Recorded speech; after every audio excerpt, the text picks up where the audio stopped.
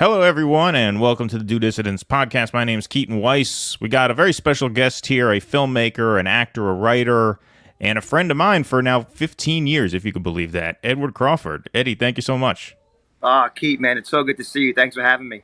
Absolutely, absolutely. I mean, I saw news come across the wire a couple weeks ago that your new film, feature film, your debut feature, 60 Miles North, was just admitted into the Woodstock Film Festival, which is a really, really solid film festival and a huge break. So I'm very happy for you, man. And I just thought we would have you on to plug the screenings and talk about the movie, because you and I made the short version of what eventually became this movie 15 years ago.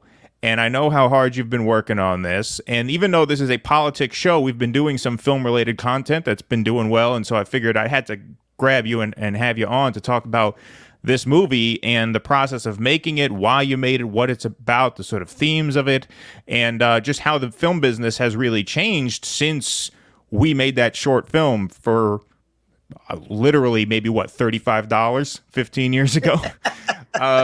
So why don't you talk about the film, what it's about? Yeah, Give us the rundown. 60 Miles North, and when I originally wrote the screenplay, I had like three different names, and I finally landed on something, a name, Clarence's Wild Fall, because my character in the film's name is Clarence Moran, and the lead female actress, her name is Wild Fall. A mentor of mine, Deborah Granick, had watched the assembly and said to me, "Listen, I really enjoyed this film. But the name sounds like a children's book." And she said, Funny, I think it sounds like a porno. I mean, yeah. I mean, I guess Wild Summer would be a porno. My sophomore film, I have an idea now. Yeah, right. Exactly right. I said, well, she goes, if I'm not crossing any lines here, I think a great name would be 60 Miles North. And because that was the name of my production company. It no longer is. Now my production company is called Downstate Productions. And I'll tell you about that a little later. My hat 845, it's the area we come from and where we shoot films. But the film is, it's a true story. I can give you a brief synopsis. It's about it's a coming of age story about a guy who loses the gig of a lifetime. He gets his break, but because of his checkered past, he loses it after working as an actor for about a month, and gets himself and his roommate kicked out of their Manhattan apartment, has nowhere to go, hasn't spoke to his parents in a year, because every time he sees them, all they say is get a real job, and they discourage his dreams. So he's forced, Clarence Moran, the lead character, is forced to move back home, 60 miles north of Manhattan, which is a town called Newburgh, New York, where both you and I grew up. Right. And because he hasn't seen his parents or spoke to them in a year, he finds out that they have since sold the house. They're leaving in 3 weeks. And not only that, they've rented his childhood bedroom out to a girl named Wild Fall, a woman who is sick. She's got agoraphobia.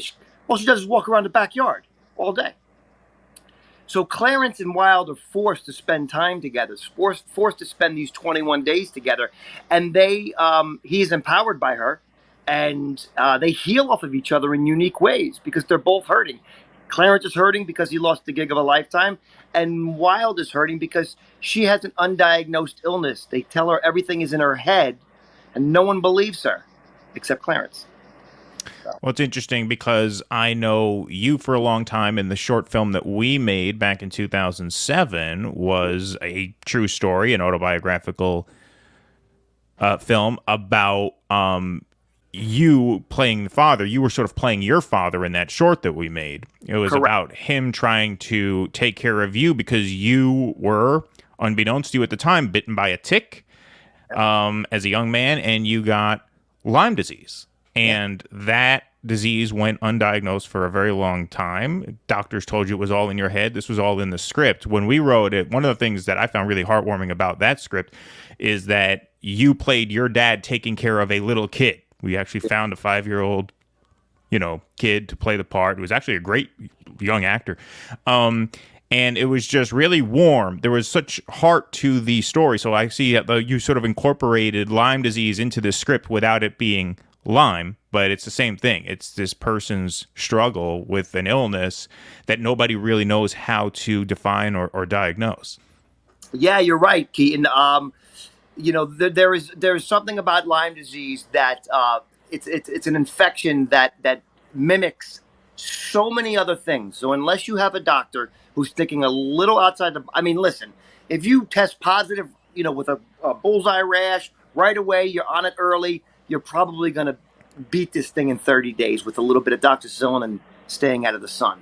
But if you go any length where the disease enters your central nervous system, now you're looking at symptoms that mimic and induce symptoms from other diseases. Mm-hmm. So in Wild's case, and in my case in real life, because it's based on me, there was a short time in my life where I found myself not being able to leave my parents' house without having huge panic attacks. Oh, so that's where the agoraphobia comes in. So it is directly connected to the Lyme. That's interesting. I didn't know that. Yeah. Yes, because once the Lyme enters your central nervous system and it hijacks like your vagus nerve, your fight or flight response is stuck in flight, and any kind of stimuli outside of your safe space sets it off, so you can't go anywhere. So the only time Wild felt at home was in the place she's been living, because Wild's parents, her father was on death row. She never knew her father, so she doesn't know if he does have real mental illness. She doesn't know his health history. Her mother met, and this is in the script, her mother met her father on death row because her mother taught death row inmates how to read, and they fell in love.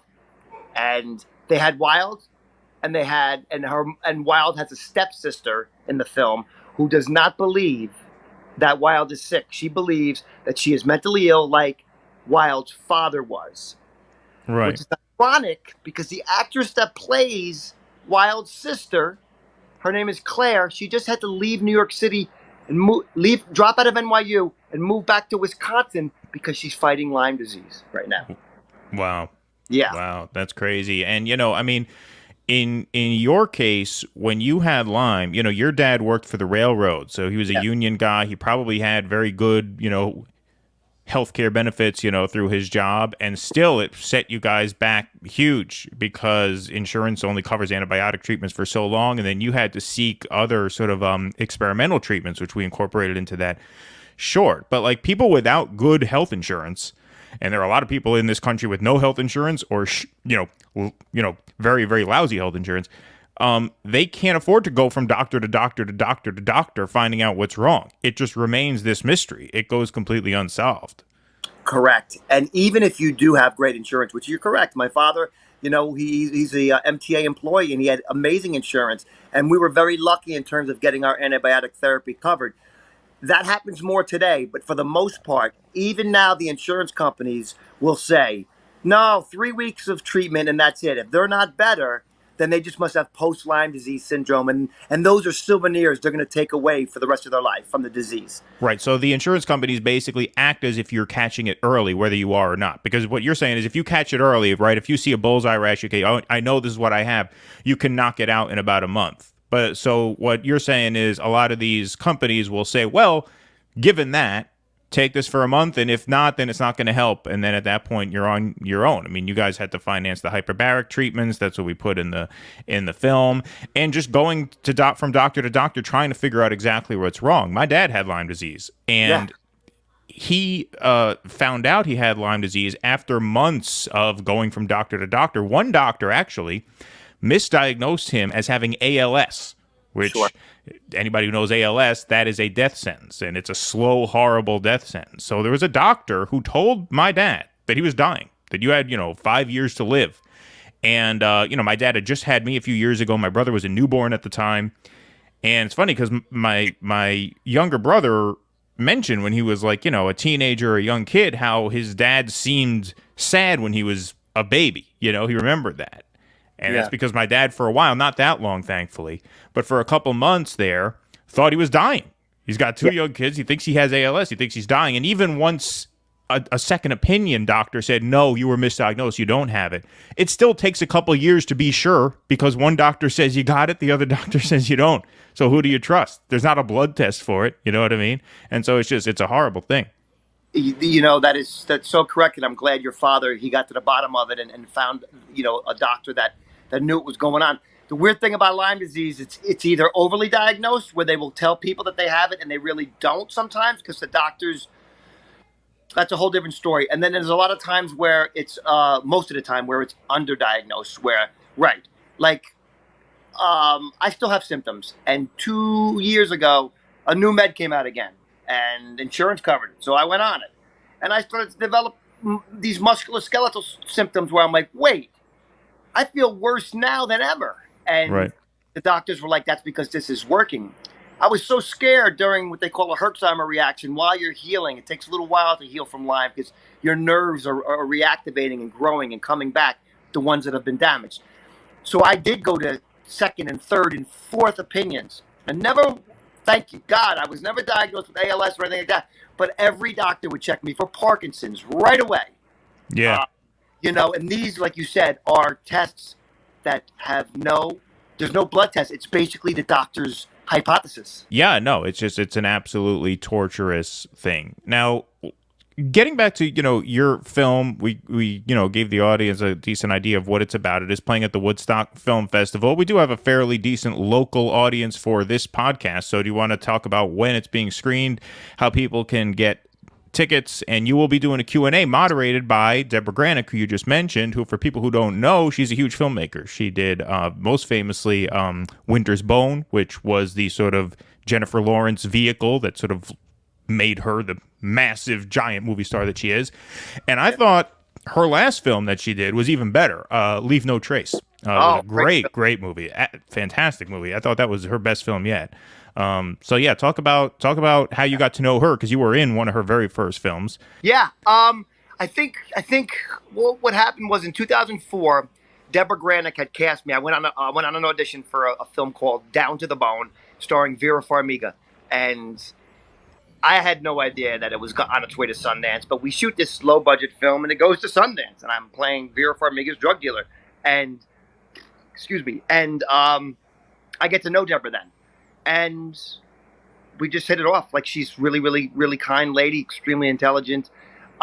She says she's a fan of my acting, so that was great. She gave me an audition for Winter's Bone when she did it. But she says, listen, you're a powerful actor, but you're a little too New York to be an Ozark guy. And we filmed those auditions. You remember that? Right. I filmed it. We got the sides. It was middle of winter, so there was snow all around. We didn't just film them like sides. We actually blocked the scenes. We had a friend of yours, I forget her name, she helped us do it. And she auditioned you for a few different actors. For a few different roles for that. Correct. Yeah. But it was a big film, and I guess the people behind her, they just saw, a regional guy with a regional accent. And right. I'm the type of actor, to be honest with you, like, it's not that I play myself, but I play characters close to the way that I am. And it took me a long time. The Ozarks is a bit far west for you. I would say like 10th Avenue is about your western border. That's about as far west you could play. Let's not go see The Intrepid every now and then. Yeah, right. That's true. Yeah. But I mean, so then that is done. Then I get Cash Cab. I beat out thousands of actors to get the role of Cash Cab. And this is 2005-06. Which was amazing. So now I have my own TV show, and obviously they asked me if I had a clean license, and I lied to them. I told them I did, but I did not. I had gotten a DUI, a DWAI, driving while ability impaired, a few years back, and it was imperative that the host of the game show Cash Cab had an impeccably clean license. So when my background check came back, we had already started shooting the show. I was terminated. They rescinded their offer, and I had to go home, lick my wounds. That's when I met you, Keaton. And I didn't realize it was that close. So we met like a year after that happened. Exactly. And I also had met a guy named Matt D'Elia who has been influential in my life, and he said to me, "Listen, you're angry. You need to make a fucking movie, man. You need to do something to get this shit off your chest." Because I was harboring anger, just like the character Clarence in the film. I was frustrated. I was pointing fingers at everyone. Like the town did it to me. My parents did it to me. My siblings, you know. So you and I made this short film, Evan's Gate, which was one of the greatest experiences of my life, and you were amazing. And then I went on and made 2 more shorts, and I thought, wow, I might not be the most talented filmmaker, but I fucking enjoy this. And I started writing a feature. I said, you know what, let me try a feature. And in the meantime, I had gotten hired to be Jeffrey Dean Morgan's stand-in on a movie called Peace, Love, and Misunderstanding. Yep. And I got to meet this guy, Claude Del Fara, who owned BCDF Pictures. They sold like 4 films to Sundance last year. And they sold 4 films at Sundance last year. And he was very kind to me. And he also was another guy who said, yeah, man, make your feature. So I did. I went, I raised the money, I made the feature. And the first thing I did was send it to these people and said, what do you think? And things just started happening. Wow, that's amazing. Yeah. Now, when you say you went and made the feature, it took what? I mean, how long did it take between the time when you were writing this script and now? I mean, it was years and years and years, because I remember you've been working on this for a long time. People ask me, hey, man, how long did it take you to write 60 Miles North? And I say, it took me 8 weeks, over 8 years, you know? So I used to work at a restaurant, I still do, called The Harrow on 10th Avenue. And my boss, who is also my best friend, Peter Rabasco, and a producer on this, he would come in. I did receiving in the morning. I would take in the food. He'd come in every single morning and see me pounding away at my laptop. What are you doing? I said, I'm writing this movie, man. I'm telling my story. I got it. It's cathartic. I'm going to do it.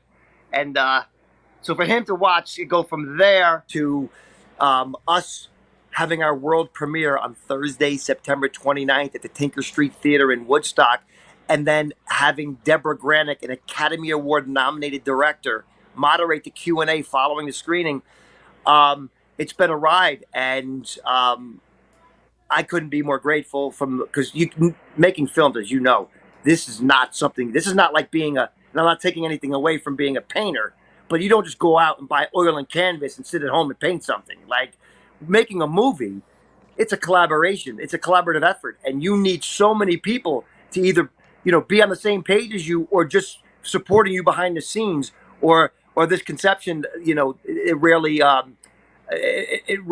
unfolds the way you want it to. It's extremely difficult, as you know, that you've made movies. Well, that's the thing. I mean, the biggest difference between being a filmmaker and being a painter or a novelist is that collaboration, and not just like, I mean, there are other collaborative art forms. Theater is certainly one of them, but at least when you do a piece of theater, you know what the room is, you know what the stage is, you know where the thing is going to take place, you build the set, you do the show. With film, everything from the locations to the time of day you're going to shoot, to the time of year you're going to shoot, to what the background situation is going to be, what the circumstances under which you're going to be shooting, all of that is completely random when you don't have enough money. If you're doing it on a shoestring budget, you have no idea. I made a feature-length film in 2008, and it was funny. It was at a place in Beacon, long out of business now. I needed like this little greasy spoon sort of lunch counter type place. And so, you have no money to give people, right, to rent a location. You're just entirely dependent on their goodwill. So there's this guy, he hardly spoke a word of English, but his location was perfect. And so I told him, I said, hey, and he never really did any business. So what you do when you don't have any money is you don't say, we're going to rent the location from you. You're going to say, hey, can we shoot here all day? I'll buy my cast and crew 2 meals here. So, you'll get $100 out of it basically. And so he said, okay, sure. And we go there and we bring in all these lights. The DP is setting up, and I could tell this guy is getting pissed because he doesn't, he's realizing he didn't sign up for all this. We're basically taking over the whole restaurant. And so at around noon or so, he starts saying, excuse me, sir, how much longer are you going to be? has worn off. Right, exactly, exactly. And I say, well, no, we're going to be here all day. I had an actor coming from the city who was going to get there at 4:00. We were going to shoot a couple night scenes, blah, blah, blah. He's like, no, no, no, no, no. You have to be out of here, sooner than that. All right. I say, all right, we'll try. Meanwhile, I'm just thinking, okay, let's just keep this guy at bay, right?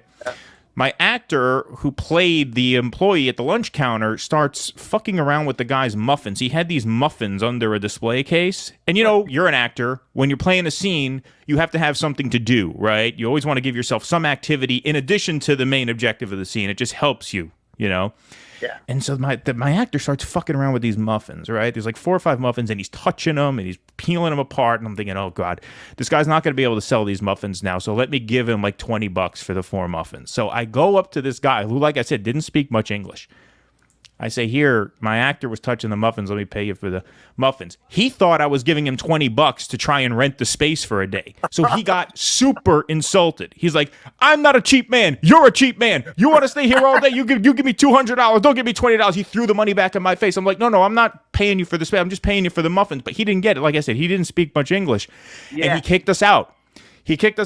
But I had the other actor coming from the city and everything was fucked, so we just had to move the scene outside. I just had to make up that maybe one character is a smoker and he's got to take a smoke break and they got to go outside to smoke. Like, you just have to improvise when you don't have that kind of money. So that was a long-winded story. But anyway, the point is, when you're making a movie for these kinds of budgets, and you said this one, you made for a very low budget, you just have to go with it. You got to improvise every second of every day. Otherwise, it'll never get done. And if you're not happy with it, it's kind of like, too bad. You're not a painter who gets control over every brushstroke or a novelist who can be precious about every word. You just got to put it up there. Well, that's just it. I mean, like Edward Burns is quoted as saying, indie film is all about compromise. There's no way you're going to get everything you want. I mean, there's a scene of my character in 60 Miles North. You think he's jogging in Central Park. He's in Downing Park in Newburgh. Mm-hmm. And it works, though. I didn't realize that, I guess, the same guy created both parks. Yeah, so there was, Olmsted and Vaux created Central Park, and I believe they had something to do, with the outlay, with the layout of Downing Park here in Newburgh, yeah. Going back to what you say, it's so true. We had a very small crew, and I got to mention them because they were amazing. And, when you're dealing with indie film budgets and you're making these compromises, you can't afford a line producer all the time, even though we did have one, but it was, it wasn't, she was great, Heidi Caruso. But sometimes, you got to go back and tell the small crew that you have, listen, things have changed. And they've already made plans. I mean, these people, they have dinner waiting home for them at 7:00. They have children who need their diapers changed. Right. And I'm telling them, oh, I forgot to tell you, we're going to stay till midnight tonight, and we're going to, you know what I mean? And and Nick Bohan, my sound guy, Patrick Green, my DP, these people rolled with the punches. They were just amazing at adapting. And talking about going into post, you can, making an indie film now, you can make one on your phone, there's no doubt. But if you want to get into one of the big festivals, you definitely need to get it mixed correctly and colored correctly, because there's a difference.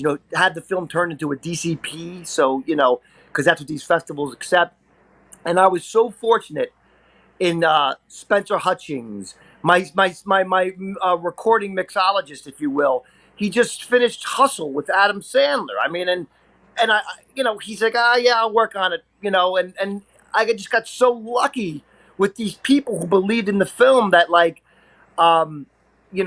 it's just to get that lucky with these people makes, me, I get very emotional, but like, that doesn't happen a lot of the time. A lot of the time you get people like, nah, man, this is not how it was planned. When we met this morning, oh yeah, we were supposed to be out by 4. My daughter needs to go to soccer practice.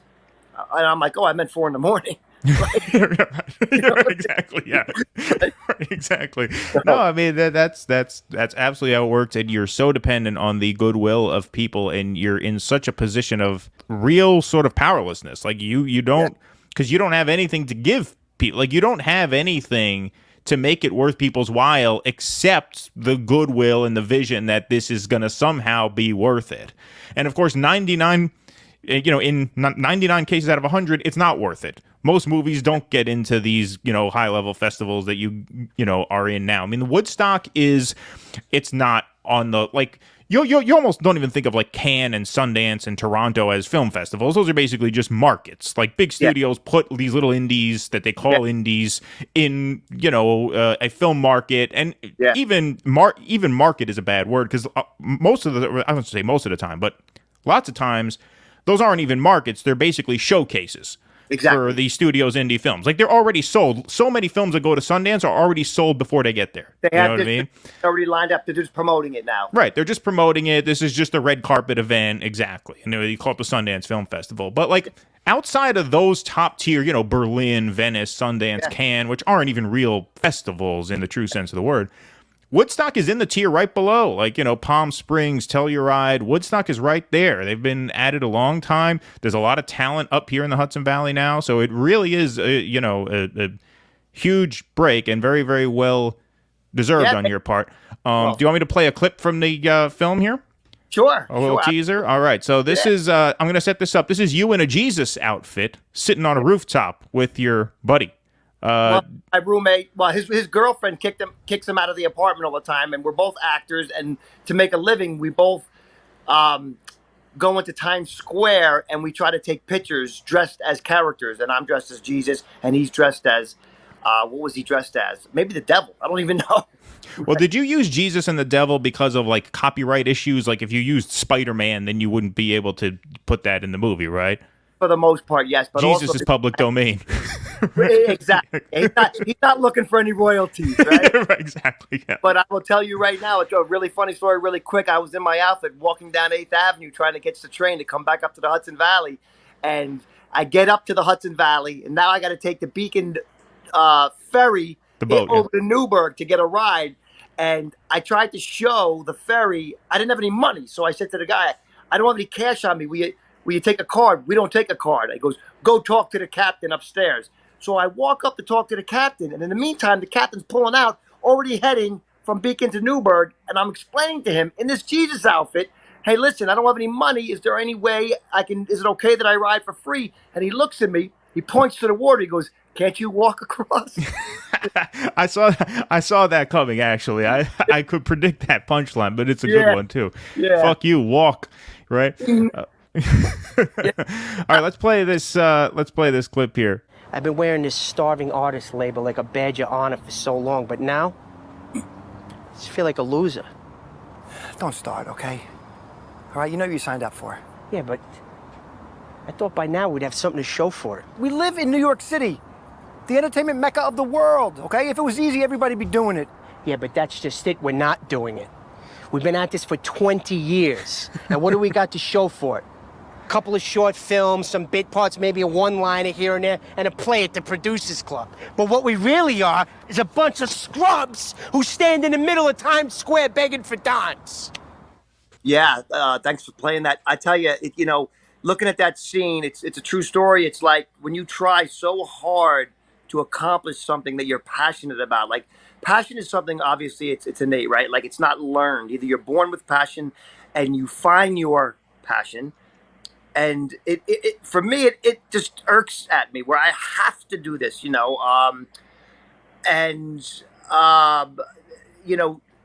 someone said to me yesterday, Eddie, sometimes what wasn't meant to be is meant to be. Turns out that it was meant to be. And he meant Cash Cab. Cash Cab wasn't meant to be for me, but if without Cash Cab, I never make this movie.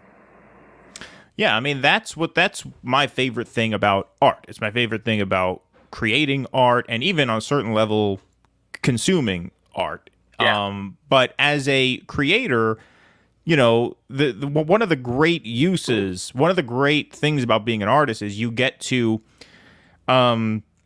take negative experiences in your life and create something good with them. That's not to say that the experience itself becomes good, right? But it's just you can take that and say, okay, I'm going to use that and create something good with this. That's why all the best songs are about having your heart broken, right? Because you feel this awful pain and you think, well, okay, I'm going to go write this great song about it. And this way the world will have something it didn't because of this bad thing that happened. Doesn't make the bad thing better, but it makes it sort of inspires you to create something good with it. And, so that's what it's all about. And it goes back to Evan's Gate. Like, I really wrote Evan's Gate. I mean, yes, was I angry about Cash Cab? But Cash Cab, there was no theme about Cash Cab at Evan's Gate. It was strictly Lyme disease. And the reason why making that film with you, Keaton, was so cathartic was it was almost a love letter to my father, who had to put money out of his pension and his retirement fund to pay for his son, who, to be honest with you, we're like, is it even Lyme? You know what I mean? Like, Right. we knew it was, but you get to a point where you're like, why isn't it going away? And for him to, my parents believed in me. They knew, because I was in, I was in my 30s. I thought maybe I'm losing it because it started to get into my central nervous system. So making Evan's Gate was a way for me to say to my father and my mother, thank you for, doing the right thing for your son, So it's going back to your talking point that yes, we create art out of crestfallen experiences, right? So. Absolutely. Yeah. All righty, man. Well, thank you so much for joining. It was great to talk to you again. It's been way too long. We got to meet up. Come and see your kids, man. I want to see the wife. Like, just let me know, brother. I'm close to you now. Are you going to make it to Woodstock? I can't make it on the 29th, but I'm going to try to make it on the 30th. It's playing on the 3rd. So it's playing 2 dates. Yeah. Thursday the 29th at 2:15 and then Friday the 30th at 7:15, correct? Yes, and Friday the 30th it's in Rosendale. Okay. Well, yeah, that's a little closer to me too, I think. Yeah, so try to make that one, and maybe we'll grab a cup of coffee or a glass of wine or something, All righty, man. Absolutely. Well, Edward Crawford, the movie is called 60 Miles North. Look it up. And if you're in the Hudson Valley and you want to have a good time on the 29th or the 30th, grab a ticket to those screenings because they will be a lot of fun. I'm sure the movie is great, and I'm sure the talkback will be great too. So, Eddie, thanks so much. Thank you, Keith. I'll talk to you soon, pal. Please clap.